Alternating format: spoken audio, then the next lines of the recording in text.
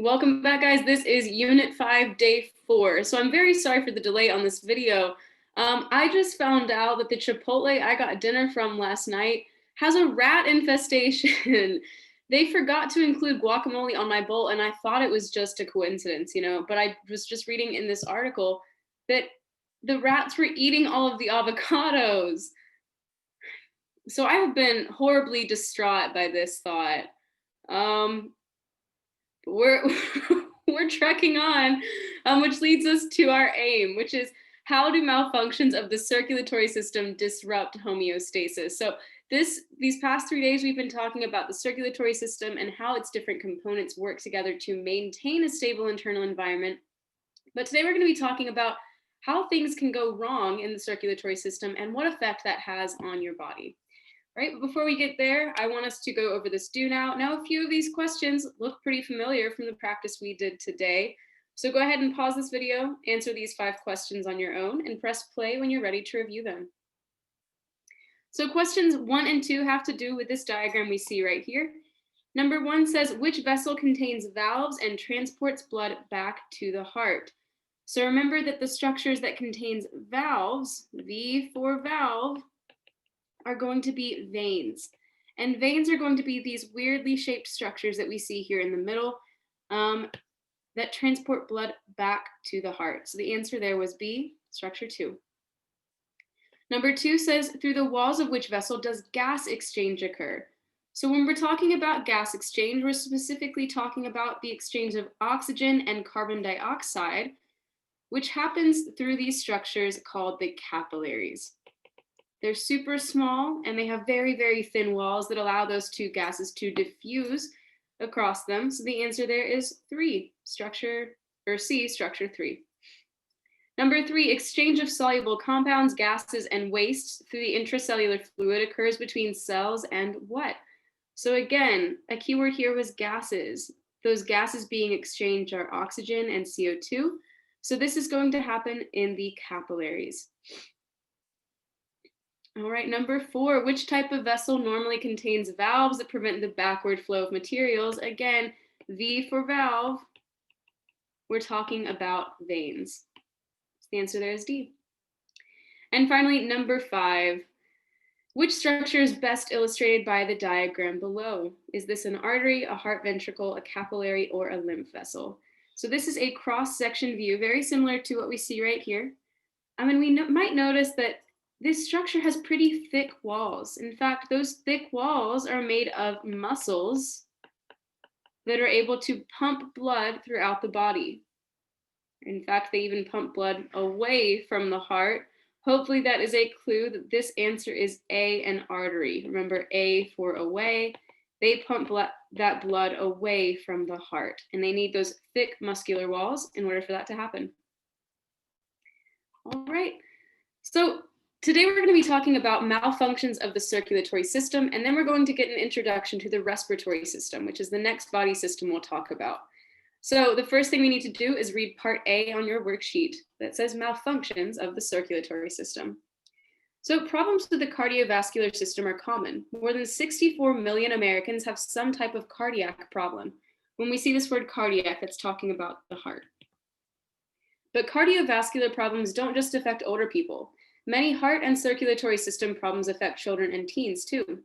Heart and circulatory problems are grouped into 2 categories. We either call them congenital, which means that they are problems present at birth, or we call them acquired, which are problems developed later in life, sometime after birth. So on your paper, there are a few different types of heart defects. We're going to spend some time going through each one of these. Now, I'm not going to read through every single one of these bullet points. You can do that on your own. I'm just going to be hitting the high points that we need to know about each malfunction. So the very first category on your page is congenital heart defects. So again, congenital means that these are problems present at birth. So we need to know that these occur in vivo, which means that they develop while the baby is still in its mother's body. This can be caused by multiple things. It could be either genetic, it could run in the baby's family, or it could be caused by environmental issues. But there are a few different types of congenital heart defects. This is just one example I've given you guys right here, where we see that This is a normal heart, and this is a heart where the septum that divides those two atria and ventricle is missing.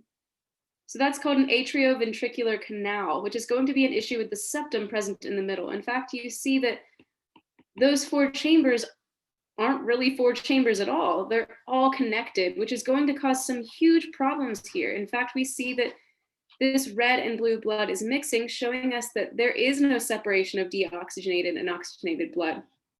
So this is a really serious problem. In fact, that's why I've got this picture of the baby here. It's a really cute baby. And this baby has a scar on his chest because he was born with a congenital heart defect and had to have surgery as soon as he was born in order to correct that issue. Because if you are born with a heart defect like this, you usually won't survive because the heart simply can't function that way. And so surgery is required in order to fix these congenital heart defects. Right? The next type of heart malfunction we need to talk about is something called coronary artery disease. Now, this is mostly common in adults, and it's caused by these deposits of fats, calciums, and dead cells that form plaque buildup along the inside of the arteries. And so here's a picture of what that looks like. Here's a normal artery, but here is an artery that has plaque building up on the insides. And that's going to severely impact the ability of the arteries to push your blood throughout your body because there's less room for it to move through. And so this is going to lead to inefficient flow of blood through your body. It can cause blood clots, and can lead to a heart attack. So my uncle actually had a heart attack because he had a lot of plaque buildup in his arteries. He survived, but we do give him a hard time for it. He actually exercises now, so good for him. But that's why we need to exercise and eat healthy so we don't have this plaque buildup inside of our body. Throughout this year, guys, I'll go ahead and tell you, my family has a lot of health issues, so don't be surprised if for every single one of these malfunctions, I mentioned a family member. Odds are they have something wrong with them. Just get ready. All right, the next problem is high cholesterol, also called hypercholesterolemia. I can't even pronounce it, so I won't require you to. All you need to know is that this is high cholesterol. Now, you've probably heard of this before, and it's actually pretty similar to the plaque buildup we saw with the coronary artery disease. So we see that cholesterol builds up inside of your arteries, causing the same issue. If we have buildup along the side of those arteries, that blood is going to be a lot harder to squeeze through those arteries. Okay, it's not going to move quite as freely. And because of this, it also leads to increased risk of heart attack. So cholesterol is found in most fatty foods. And if you eat too much of it, like if you're eating too many chopped cheese, this might happen to you. So maybe cut back on the chopped cheese, eat a salad every once in a while, because this is a severe problem. It might not impact you now, but it will impact you 20, 30 years down the road. Okay, so watch out for high cholesterol. The next one you've probably heard of as well is called high blood pressure, hypertension. So you have probably had this done before at the doctor. If you go for a checkup, they will take your blood pressure. And the reason they take it is because they want to make sure that you are in this normal range. Remember, blood pressure is measured by basically how much pressure is exerted by the blood as it moves through your arteries. And we want to make sure it's in a pretty normal range. So when they take your measurements, they're going to make sure that you aren't considered pre-hypertensive or have what's considered dangerously high blood pressure. So when this happens, your symptoms can include headache, nosebleeds, dizziness, lightheadedness. This is more common in older adults, but it is common in teens as well, mostly due to genetic issues. So genetic issues, or genetic factors rather, if you weigh a little bit extra or you aren't eating very healthy or not exercising, you can be considered pre-hypertensive or have high blood pressure. But an easy way to cure that is to eat more healthy and exercise more. I was actually told when I was in high school that I was pre-hypertensive, even though I was in like the best shape of my life. It's been all downhill since then. But I think it was because, once again, this runs in my family. So my dad has high blood pressure. My uncle has high blood pressure. So if you or someone in your family has high blood pressure, it might not be because you're doing something wrong.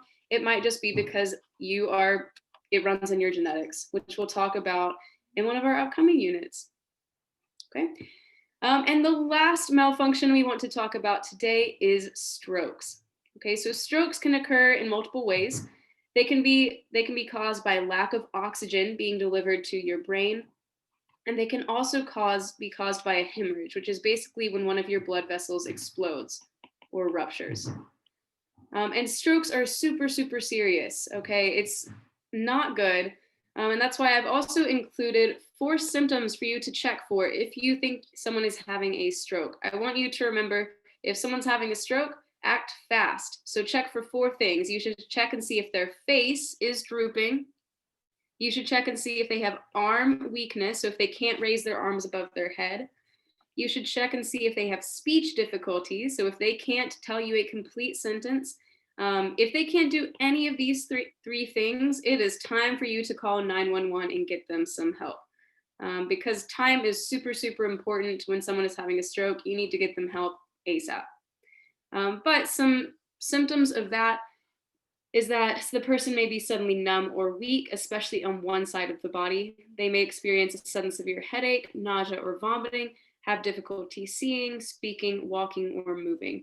So again, this is caused by a blood supply to the brain being cut off or when a blood vessel bursts. Okay, but overall, that is going to cause severe damage to your brain cells. So act fast if you think someone's having a stroke. Which leads us to part B of today's worksheet. This is going to be an introduction to the respiratory system. So we're wrapping up our time with the circulatory system, and tomorrow is going to be your first lesson on respiratory system. But those 2 systems actually work very closely hand in hand to maintain a stable internal environment that we know as homeostasis. So I want to give you guys an introduction to what we need to know about respiratory system before we talk about it tomorrow.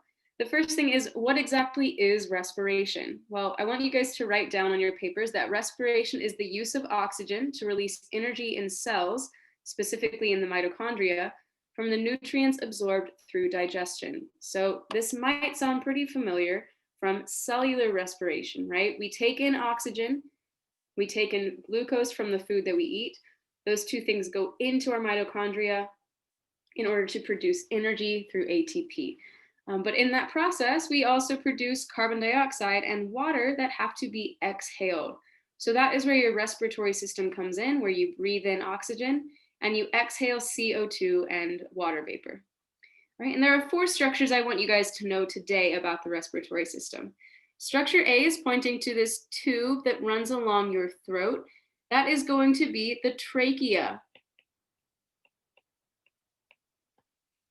Okay, that tube then leads into these 2 branches that branch into some structures that I'm not going to tell you the name of yet. And those branches of the trachea are called the bronchi. So you have 2 bronchi, one on either side of your chest. All right, and those 2 bronchi lead into these structures right here, which I think you probably know the name of. Those are going to be your lungs. And finally, structure D is going to be this muscle that runs along the bottom of your lungs. And it basically pushes air in and out of your lungs. We'll be talking more about that in the upcoming days, but that is known as your diaphragm.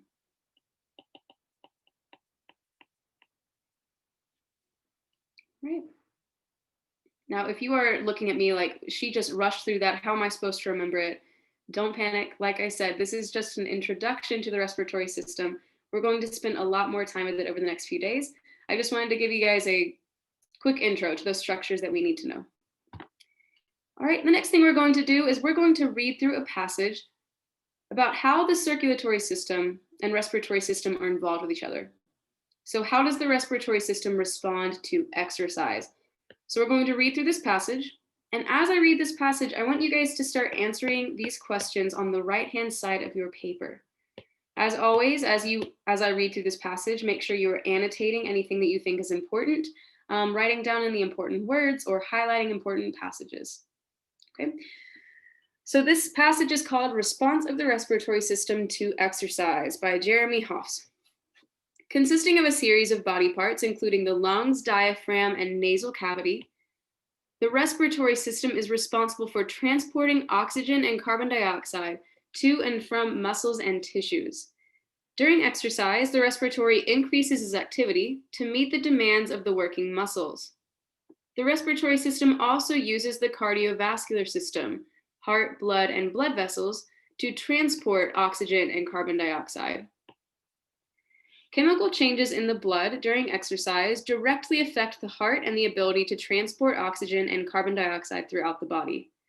The heart is stimulated to beat stronger for increased stroke volume and faster for increased heart rate and an overall increase in cardiac output. To meet the increasing oxygen demands from the working muscles, additional oxygen must be transported through the blood vessels. This increase in blood volume carrying carbon dioxide from the muscles also increases cardiac output. With an increased amount of oxygen and carbon dioxide transport, your respiratory rate of breathing also increases. This increase is also influenced by the amount of CO2 in the blood, stimulating the respiratory muscles to increase the rate of breathing. At rest, your respiratory rate is about 14 beats per minute, or 14 per minute, but can increase to 32 per minute during exercise. The increased respiration rate allows more oxygen to reach the lungs and blood to be delivered to the muscles. A long-term respiratory system response to exercise includes several physiological adaptations. These adaptations ultimately result in an increase in overall efficiency of the respiratory system to gather, transport, and deliver oxygen to the working muscles. Great, I can't really underline that last sentence, but hopefully you got that. Okay. Now, using that information, we're going to be answering questions 1 through 4 on your paper. I do want you guys to pause this video, take a few minutes to work through those questions on your own, and then press play when you're ready to review the answers with me. All right, so number 1, what is the role of the respiratory system and how does it work with the circulatory system? Well, we need to know that the respiratory system provides the gas exchange. Remember, when we're talking about gas exchange, we're talking about the exchange of oxygen and CO2. So the circulatory system provides the transport of these gas particles. So respiratory system allows you to breathe in oxygen. The circulatory system then transports that oxygen around the body. And then the respiratory system exhales that CO2. Number 2, why would an increase in CO2 in the blood stimulate your breathing to become heavier? Well, this is going to signal your body of an increased use of oxygen in the formation of energy. Okay, so an increase in CO2 is going to tell your body, hey, we need more oxygen. We need more oxygen in order to go into your cells, to perform cellular respiration, to give you more energy. But if there's more CO2 in your blood, it's going to tell your body, hey, breathe in more oxygen. We've got an unequal balance here. Because ultimately, your body is trying to maintain that stable internal environment and maintain homeostasis. Number 3, based on what we have already learned about cell respiration, why do the muscles require more oxygen from the lungs during exercise? So during exercise, respiration uses oxygen in the cells to get energy in the form of ATP. And that energy is what allows us to facilitate movement. So your muscle cells require ATP in order to work, in order to function. So as you're exercising, your muscles are using more energy and you have to breathe in more oxygen in order to continually make more ATP for your cells. And number 4, would it be more difficult to hold your breath for 30 seconds after a vigorous run than when at rest? Explain why or why not. Hopefully you know that the answer is yes, because it would be more difficult to hold your breath after a vigorous run, yes. Because after the run, our body is trying to get back to homeostasis, that stable internal environment. And in doing so, it needs to restore the body's natural balance of oxygen and carbon dioxide. That should be bodies with a Y apostrophe S. All right. So if you have any questions about this, please let me know. I feel like I went really fast through this, but I knew this was going to be a long video and I didn't want to keep you guys for too long. So if you have any questions about what we just went over, send me a message on Remind. But other than that, have a wonderful afternoon and I'll see you guys tomorrow.